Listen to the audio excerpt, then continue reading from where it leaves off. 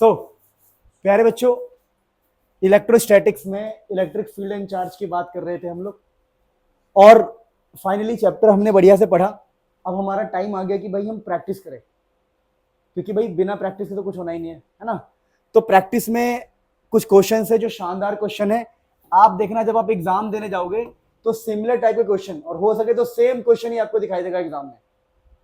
Similar same to same question दिखाई देने का चांस है। देखिए यहां पर अगर हम बात करें तो हमारे पास है फर्स्ट क्वेश्चन, बहुत ही फेमस है। ये लिखा है how many electron are there in 1 coulomb of charge. ये बहुत ही फेमस क्वेश्चन है। कह रहा भाई हमारे पास ना 1 कूलम का चार्ज है, तो इसने ना चार्ज की वैल्यू दे दी 1 कूलम, और मुझसे कह रहा भाई हाउ मेनी इलेक्ट्रॉन्स का मतलब क्या पूछा उसने? एन का मतलब होता है नंबर ऑफ इलेक्ट्रॉन। तो आपको चार्ज दिया है, एन पूछा है। तो ऐसे क्वेश्चंस में ना जहां चार्ज की बात करें, जहां नंबर की बात करें, वहां पर हम इस्तेमाल करते हैं ये वाला formula, Q is equal to N into E. जहां पर Q का मतलब चार्ज होता है, थोड़ा मैं रिवाइज करवाऊं आपका, तो Q का मतलब होता है चार्ज, और मेरे प्यारे बच्चों N का मतलब होता है number of electron, and E का मतलब होता है 1.6 10 की पावर माइनस 19 कूलम। तो इस कॉन्सेप्ट की हेल्प से हम इस क्वेश्चन को करने जा रहे हैं। तो मुझे तो क्वेश्चन याद है, तो मैं सॉल्यूशन करने जा रहा हूं। देखो, और बहुत सारे टीचर्स को, बहुत सारे बच्चों को तो इसका आंसर याद होता है कि Q is equal to N E. आपको N निकालना है, तो N हो जाता है Q बाई ई। ठीक है, N क्या हो जाएगा? Q by E. अब हम बात करते हैं N, तो Q की वैल्यू दे रखी थी 1 कूलम, याद है आपको? चार्ज की वैल्यू थी 1 और E की वैल्यू थी 1.6 10 की पावर माइनस 19। तो यहां से अगर आप N निकालोगे ना, तो N पता ही क्या आएगा? इसको सॉल्व करके ना इतना आता है 6.25 10 की पावर 18। ये इसका आंसर होता है 6.25 10 की पावर 18।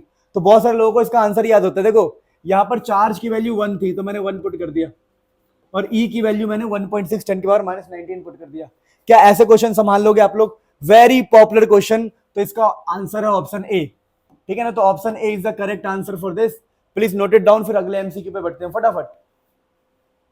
तो प्यारे बच्चों, अगला क्वेश्चन बहुत ही famous. Again I am saying, ये सारे टॉप क्वेश्चंस है, ये सारे के सारे टॉप क्वेश्चंस है, टॉप, बिल्कुल टॉप के क्वेश्चंस है। लिखा है कि the value of charge Q, आप चार्ज Q का वैल्यू बताओ at the centre of two equal and like charges. Q कह रहा है 2 Q चार्ज है, और उनके सेंटर पे एक Q रखा है हमने। कह रहा है the value of small Q, कोई स्मॉल Q नाम की चीज है, कहां पर है? Centre of two equal and like charges, मतलब दोनों ही इक्वल एंड लाइक है, दोनों एक जैसे चार्जेस है। So that 3 are in equilibrium. 3 मतलब ये वाला बंदा भी, ये वाला बंदा भी, और ये वाला बंदा भी, तीनों इक्विलिब्रियम में रहे। ठीक है, तो the value of charge Q at the centre of two equal and like charges, कि पूरा का पूरा सिस्टम इक्विलिब्रियम में रहे। तो ऐसा क्वेश्चन है कि तीनों के तीनों इक्विलिब्रियम में रहे, ये भी इक्विलिब्रियम में रहे, ये भी इक्विलिब्रियम में रहे, और ये भी किस में रहे? इक्विलिब्रियम में। तो बेटा ऐसे क्वेश्चनों करने का क्या तरीका होता है? जब भी कोई ऐसा क्वेश्चन आता है तो सबसे पहले आपको ये मानना है कि ये सेंटर है, सेंटर, तो ये डिस्टेंस मान लो r/2 होगा, और ये डिस्टेंस भी कितना होगा? ये आधा आधा बोला है उसमें, सेंटर है। अब बोला है कि तीनों सिस्टम इक्विलिब्रियम में रहे, तो आपको ना एक को A मानना है, एक को B मानना है, और एक को C। तीनों चार्ज को ABC मान लो, और उसने बोला है इक्विलिब्रियम। इक्विलिब्रियम का मतलब क्या होगा? इक्विलिब्रियम का मतलब क्या होगा? मैं ना हमेशा कोने वाले को टारगेट करता हूं, A को। इक्विलिब्रियम होने का मतलब है कि इक्विलिब्रियम होने का मतलब क्या? देखो, इक्विलिब्रियम होने का मतलब है, समझा रहा हूं, देखो कि जितना फोर्स, देखो इक्विलिब्रियम का मतलब कोई हिल डुल ना होना। तो मान लो A नाम का बंदा है, तो A पर कौन कौन फोर्स लगाएगा? A पर B भी लगाएगा और C भी लगाएगा।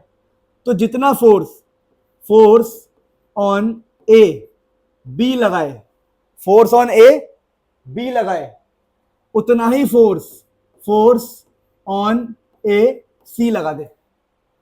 ए के ऊपर जितना फोर्स बी लगाए उतना ही फोर्स कौन लगा दे, सी।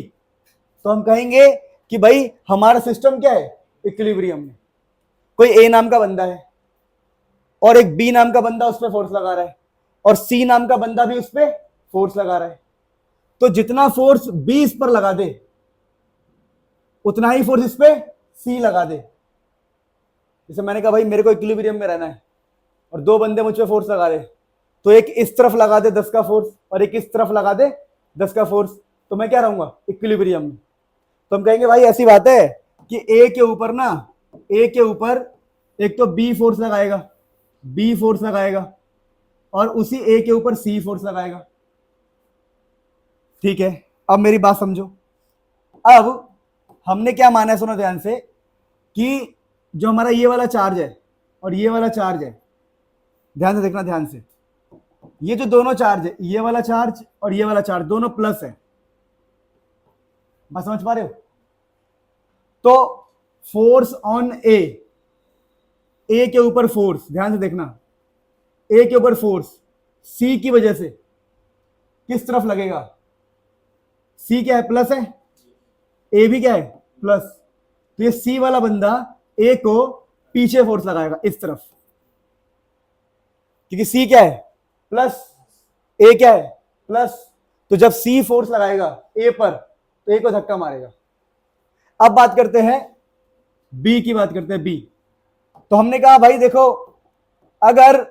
अगर सी ने ए पर इधर फोर्स लगाया है तो बी को किधर लगाना पड़ेगा, पीछे। मेरी बात समझे कि नहीं समझे? बी को फोर्स इस तरफ लगाना पड़ेगा। क्यों भाई, बी वाला बंदा इस तरफ फोर्स क्यों लगाएगा? अरे तभी तो इक्विलिब्रियम में रहेगा। अगर सी नाम का बंदा ए को इधर धक्का दे रहा है तो बी को खींचना पड़ेगा ताकि दोनों में क्या रहे, इक्विलिब्रियम। तो बी को हमें नेगेटिव रखना पड़ेगा,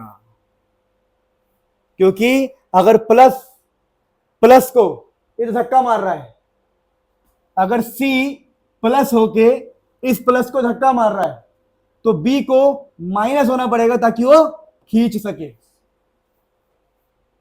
तो माइनस वाला कौन सा आंसर है इसमें, ऑप्शन सी। तो ऑप्शन सी ही इसका आंसर है। पर हम निकालेंगे कैसे? तो इस तरीके से निकालेंगे। हम बोलेंगे देखो भैया, जितना फोर्स ए पर बी लगा रहा है, ए पर कितना लगा रहा है, बी लगा रहा है, तो कितना फोर्स होगा, के कैपिटल क्यू स्मॉल क्यू, क्योंकि ए और बी की बात कर रहे हैं ना हम। तो ए पर है कैपिटल क्यू और बी पर कौन है, स्मॉल क्यू, बाई डिस्टेंस का स्क्वायर। डिस्टेंस कितना है भाई, r/2 का स्क्वायर, बराबर होगा जितना फोर्स ए पर कौन लगाए, सी, तभी तो इक्विलिब्रियम में रहेगा। तो के कैपिटल क्यू बाई डिस्टेंस का स्क्वायर, r का स्क्वायर। अब तुम बोलोगे यहां पर डिस्टेंस r/2 लिया है, यहां डिस्टेंस r लिया है, ऐसा क्यों भाई? क्योंकि यहां पर ए और बी की बात चल रही है। तो ए और बी की बात करेंगे तो डिस्टेंस कितना होगा, r/2। लेकिन हम ए और सी की बात करेंगे, देखो ये रहा आपका ए, दिख रहा आप लोगों को, अगर मैं कोई और कलर लूं, ये रहा आपका ए, दिख रहा आप लोगों को, और ये क्या आपका सी। तो डिस्टेंस कितना है बताओ, r डिस्टेंस है। तो यहां से देखो सॉल्व करोगे तो वही आंसर आएगा। देखो वैसे मैंने आपको बता दिया कि कैसे करना है क्वेश्चन को। तो यहां से क्यू को काट दो, काट दिया क्या, के से के को काट दो, r स्क्वायर से r स्क्वायर काट दो। लेकिन ये जो स्क्वायर है वो तो 2 के ऊपर भी है, तो नीचे एक 4 है, क्या है, जो 4 है यहाँ पे 4 ऊपर चला जाएगा, पता है। तो ये हो जाएगा, ये जो 2 है ना, 2 का 4 बन के ऊपर चला जाएगा। चलो मैं लिख देता हूँ, कोई बात नहीं, Q 1/4 is equal to Q बस। तो यहां से अगर हम वो निकाले तो ये हो गया Q is equal to 4q, ठीक है, क्योंकि ये 4 ऊपर चला जाएगा। तो यहां से q की वैल्यू कितनी आ गई बताओ, q/4। तो स्मॉल q की वैल्यू पूछा था उसने, क्या पूछा था उसने, स्मॉल q की वैल्यू, तो आंसर आया q/4। और ये जो q/4 है वो नेगेटिव की, मतलब ये q की वैल्यू नेगेटिव की पॉजिटिव, नेगेटिव होना चाहिए। तो मेरा आंसर कौन सा होगा, माइनस का q/4। तो बेटा बहुत अच्छे क्वेश्चन, समझ में आ गया कैसे करना है। जब भी ऐसा क्वेश्चन आएगा, चलो इस क्वेश्चन का आंसर मुझे करके दिखाइए। मैं आपसे ऐसे पूछता हूं, मैंने कहा यार यहाँ पर एक 4q चार्ज है, 4 कैपिटल क्यू, चलो यहाँ पर एक 4 कैपिटल क्यू चार्ज है, यहाँ पर कैपिटल क्यू चार्ज है, उनके बीच में डिस्टेंस है r, और मैंने कहा कि भाई 2r/3 पर एक थर्ड चार्ज पार्टिकल है स्मॉल क्यू, तो इसकी वैल्यू क्या होगी? तो आप क्या बोलोगे भाई, इसको क्या मान लेंगे हम a, इसको क्या मान लेंगे b, इसको मान लेंगे c, और मैंने डिस्टेंस भी आपको दे ही दिया, सारे डिस्टेंस दे दिया ना मैंने कि यहां से यहां तक का डिस्टेंस कितना है 2r/3। पिछली बार डिस्टेंस कितना था r/2। इस क्वेश्चन का आंसर बताओ कि स्मॉल क्यू का वैल्यू, देखो नेगेटिव आएगा ये तो पता है, लेकिन नेगेटिव में कितना आएगा ये आपको बताना है। ठीक है, एक बार ट्राई करो सारे बच्चे, और जो ऑनलाइन है कमेंट में लिख दो। चलिए अब आगे देखते हैं, बात करते हैं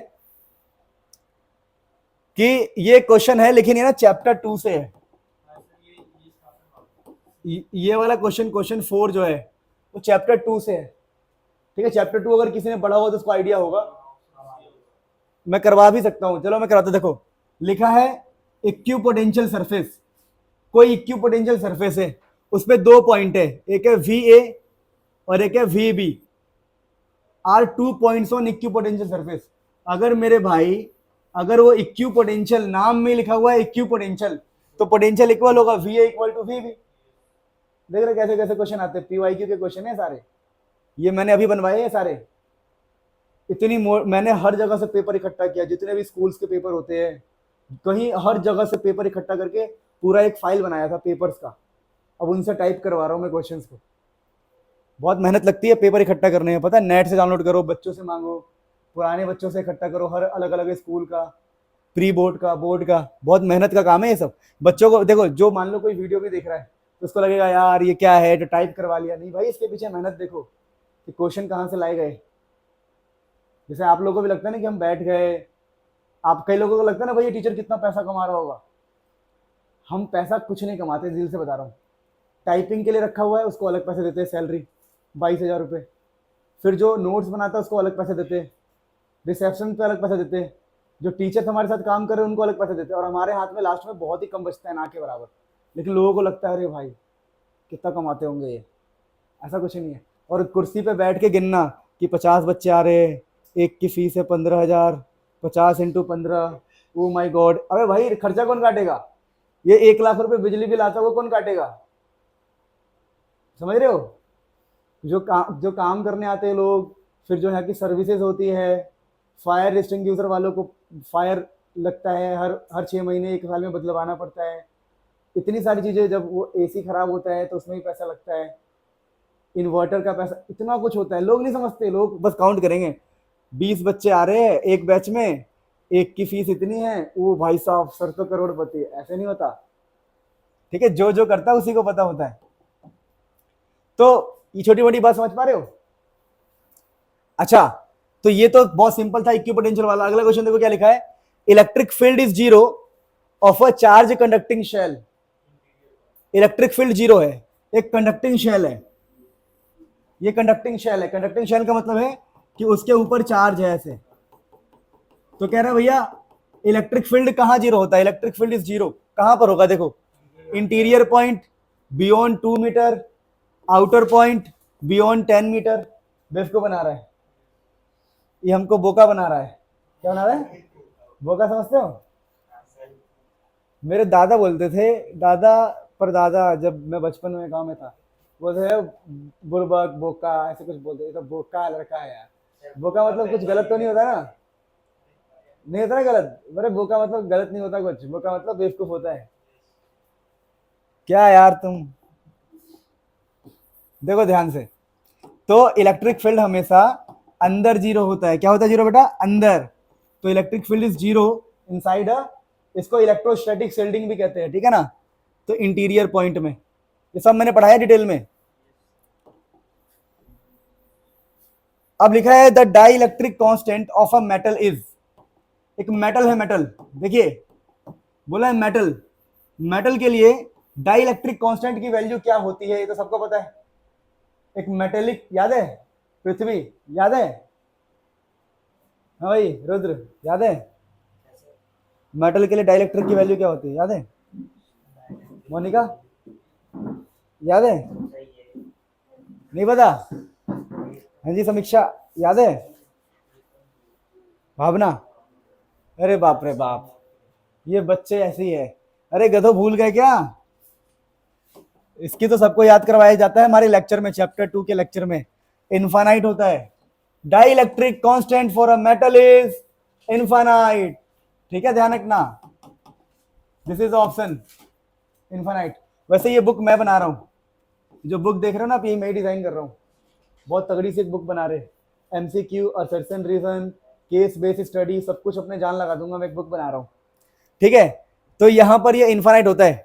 तो मेटल के लिए के की वैल्यू इनफाइनाइट होती है, प्लीज कीप इन माइंड। और ये किसी के प्री बोर्ड के पेपर से निकाला है क्वेश्चन, ठीक है, अपने एक्सपीरियंस से, जो मुझे अच्छा लगता है।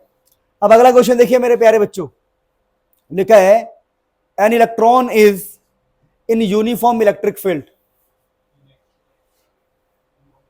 Of magnitude this much. कह रहा है कि एक इलेक्ट्रॉन है, समझिए, एक इलेक्ट्रॉन है जो uniform electric field of magnitude this, ये इलेक्ट्रिक फील्ड का मैग्नीट्यूड है। एक इलेक्ट्रॉन है यूनिफॉर्म इलेक्ट्रिक फील्ड में, और इलेक्ट्रिक फील्ड की वैल्यू कितनी है? इतनी, क्योंकि न्यूटन पर कूलम क्या होता है? Electric field. अब क्वेश्चन की डिमांड क्या है भाई? क्वेश्चन कह रहा है कि बताना, क्या बताना है? अच्छा, एक क्वेश्चन कंप्लीट नहीं लिखा है, टाइपिंग मिस्टेक हो गई है इस क्वेश्चन में। इसमें क्योंकि अभी इसको मैंने ना वो नहीं किया था, अभी जस्ट ये पेज टाइप करवाया था, इसको वेरीफाई नहीं किया था। जब इस बुक को मार्केट में लॉन्च करेंगे उससे पहले तो मैं 50 बार इसको पढ़ूंगा, वेरीफाई करूंगा, ठीक है। तो अभी तो इसमें क्या है कि electron is an uniform electric field of magnitude this much. अब उसने पता है इसमें क्या पूछा था? मीटर पर सेकंड है, एक्सेलरेशन पूछा है, एक्सेलरेशन। चलो ये वाला क्वेश्चन अभी के लिए होल्ड करते हैं। वैसे मुझे पता है इस क्वेश्चन में उसने पूछा क्या है, मैं अभी करवा सकता हूँ आपको। देखो, एक्चुअली में पूछा है कि फाइंड एक्सेलरेशन। मेरे को तो क्वेश्चन याद ही होगा ना यार, इतने साल हो गए पढ़ाते पढ़ाते। तो एक्सेलरेशन पूछा है, कहने का मतलब क्या है, हम सब जानते हैं मेरे प्यारे बच्चों कि अगर कहीं पर इलेक्ट्रिक फील्ड है, ये हमारा इलेक्ट्रिक फील्ड है, और कोई हमने चार्ज पार्टिकल रखा है, मान लो हमने इलेक्ट्रॉन रखा है, इलेक्ट्रॉन, तो इलेक्ट्रॉन इलेक्ट्रिक फील्ड में इलेक्ट्रॉन को पीछे फोर्स लगता है, क्योंकि इलेक्ट्रॉन नेगेटिव होता है ना, तो नेगेटिव पार्टिकल इलेक्ट्रिक फील्ड में पीछे आता है, पीछे। और फोर्स का फॉर्मूला आपको पता है, चार्ज इनटू इलेक्ट्रिक फील्ड, पता है ना फोर्स क्या होता है? Charge into electric field. तो चार्ज इनटू में इलेक्ट्रिक फील्ड, ये फोर्स है। तो कहता है भाई एक्सेलरेशन निकालो, तो हम बोलेंगे भैया हमें ये पता है फोर्स जो होता है वो होता है मास इनटू में एक्सेलरेशन, और फोर्स की वैल्यू कितनी आई है? E इंटू ई, चार्ज इंटू में इलेक्ट्रिक फील्ड, तो मास इंटू में एक्सेलरेशन। तो यहां से हम एक्सेलरेशन निकाल लेंगे, तो हमारा पता है एक्सेलरेशन कितना आएगा। देखो तो प्यारे बच्चों, हमारे एक्सेलरेशन का फॉर्मूला आएगा E into E by M. तो ये एक्सेलरेशन का फॉर्मूला, तो याद ही कर लो कि एक चार्ज पार्टिकल का इलेक्ट्रिक फील्ड में इतना एक्सेलरेशन होता है। तो हमें करना क्या है, हमें फटाफट आंसर निकालना है एक्सेलरेशन का। तो एक्सेलरेशन का आंसर क्या आएगा? E into E by M. फिर हम E की वैल्यू पुट करेंगे, इलेक्ट्रॉन के लिए होता है 1.6 10 की पावर -19। E का मतलब क्या होता है? इलेक्ट्रिक फील्ड जो दिया हुआ है, कितना दिया हुआ है? 9.1 10 की पावर 6, ये दिया हुआ है 9.1 10 की पावर 6। और मास पता है कितना होता है? मास ऑफ इलेक्ट्रॉन किसी को पता है क्या? अरे यार बचपन में कुछ तो करते, बचपन में चुपके से सिंदूर लगा रहे, पढ़ाई लिखाई की जगह पे देश को। सच में ऐसा होता है, तुम्हें पता है? हमारे टाइम पे था ऐसा, जब हम स्कूल में पढ़ते थे तो जो हमारे टीचर्स थे वो लड़कियों को पकड़ लेते थे, बैग में बहुत सारे सामान होता था, लिपस्टिक, सिंदूर, ये सब चीज़ें रखती थी स्कूल में लड़कियाँ। अरे उस टाइम बहुत क्रेज़ था, आज से 15-20 साल पहले ना, इन सब चीज़ों का बहुत क्रेज़ था। सब नए नए मूवीज़ को देख देख के वो ऐसे ऐसे चला था ना कुछ, तो बड़ा, हाँ, तो बहुत क्रेज़ था। चलो, तो यहाँ पर 9.1 10 की पावर -31 kg ये इलेक्ट्रॉन का मास होता है, ठीक है। तो देखो 9.1 से 9.8 कट जाएगा, ठीक है। तो आंसर कितना आएगा चेक कर लेते हैं फटाफट। ये हमारा 1.6 है, और ये 10 की पावर 6, और ये ऊपर जाके 10 की पावर -19 प्लस 31 प्लस 6, कितना आंसर आ रहा है बताओ? 1.6, ये 36 37 हो गया, 37 में से 19 गए तो, अरे यार 9 में 7 गए 2, कितना आंसर आया? अरे क्या कर रहे हो यार, 37 में से 19 नहीं घटा सकते, 17 में से 9 गए 8, 2 में से 1 गए 1, 18, 10 की पावर 18 मीटर पर सेकंड स्क्वायर। तो ये एक्सेलरेशन का फॉर्मूला होता है, किसी भी चार्ज पार्टिकल पे कितना एक्सेलरेशन लग रहा है इलेक्ट्रिक फील्ड में, उसका ये फॉर्मूला है। और उस फॉर्मूले के हिसाब से हमारा जो आंसर आया कितना आया भाई, ये ऑप्शन। क्या बात है हम लोग। वैसे मैं बताऊं तो ये वाला क्वेश्चन मैंने नीट के पेपर से निकाला है, मतलब मैंने उस जो टिक लगाया था ना कि ये टाइप करना है, अच्छा क्वेश्चन है, ठीक है। इवन एनसीईआरटी में भी ऐसे क्वेश्चन है हमारे। तो ये क्वेश्चन को मैं इंपॉर्टेंट वन कहता हूं कि अगर इलेक्ट्रिक फील्ड में एक्सेलरेशन निकालना हो तो फॉर्मूला होता है इलेक्ट्रॉन, जो भी चार्ज है, चाहे इलेक्ट्रॉन हो प्रोटॉन हो जो भी हो, चार्ज को इलेक्ट्रिक फील्ड से मल्टीप्लाई करो, मास से डिवाइड करो। और थोड़ी मोड़ी बात आपको याद होनी चाहिए कि मास ऑफ इलेक्ट्रॉन कितना होता है। अगर याद नहीं तो डरने वाली बात नहीं है, क्यों? क्योंकि जब आपके हाथ में पेपर आएगा तो पेपर के पहले पेज पे सारा कुछ लिखा होता है, कांस्टेंट की वैल्यू, इलेक्ट्रॉन का मास, प्रोटॉन का मास, सब लिखा होता है। चलिए चलिए अगला क्वेश्चन ये है, if the electric dipole is kept in a uniform electric field then result force will be. अगर यूनिफॉर्म इलेक्ट्रिक फील्ड में रखा है, किसमें रखा है हमने, तो रिजल्टेंट फोर्स कितना होगा? सबको पता है, सबको पता है, सबको पता है, बताओ भाई। यूनिफॉर्म इलेक्ट्रिक फील्ड में रखा है तो फोर्स क्या होगा उसके ऊपर? फोर्स ऑलवेज उसके ऊपर। यूनिफॉर्म इलेक्ट्रिक फील्ड में अभी बताया था मैंने, फोर्स हमेशा क्या होता है। तो ये क्वेश्चन इंपॉर्टेंट है, मान लो 2 बार आया है, मतलब इस क्वेश्चन में बात तो है, फोर्स जीरो होता है, टॉर्क जीरो नहीं होता, लेकिन इलेक्ट्रिक फील्ड यूनिफॉर्म ही होना चाहिए। दोबारा बोल रहा हूं, मैंने बहुत अच्छे से थ्योरीज पढ़ाया है, नहीं पढ़ा 10 बार और पढ़ाऊंगा, पर अभी मजा आएगा। चलो 9th क्वेश्चन देखो क्या लिखा है, the SI unit of electric dipole movement, dipole movement, electric dipole movement तोते उड़ गए, समीक्षा को एक चाटा पड़ेगा। Option B coulomb metre. आप बताओ, अपने से पढ़ा है मेरे से, आप बताओ। हाँ रिवीजन क्या करो भावना, क्या करते हो आप बेटा? हाँ जी डी, चरस है, अच्छा चरस नाम नहीं आपका? नहीं ठीक है। देखो दोस्तों, देखिए दोस्तों, देखिए जो डाइपोल मूवमेंट होता है प्यारे बच्चों, मेरे प्यारे बच्चों, डाइपोल मूवमेंट का फॉर्मूला होता है पी वेक्टर। तो पी क्या होता है? Charge into distance vector. तो चार्ज क्या होता है? कूलम, और डिस्टेंस जो आप 2a लिखते हो, क्या लिखते हो? 2a। याद है आप लोगों को? आपके टीचर लोग 2a पढ़ाते हैं इसको, पर मैंने आपको 2 नहीं पढ़ाया। मतलब कोई बंदा अगर अच्छे से पढ़ लेना मेरे से तो भाई हर क्वेश्चन को करने लायक बन जाएगा। कूलम और डिस्टेंस का क्या होता है? मीटर। तो coulomb metre is the correct. भाई ऐसे क्वेश्चन बच्चे नहीं कर पाते, फिर कहते हैं कि स्किल्स तो है नहीं बच्चों में, स्किल्स नहीं, नंबर नहीं आए। यार मैं बहुत कुछ कह सकता हूँ पर कहना चाहता नहीं हूँ मैं,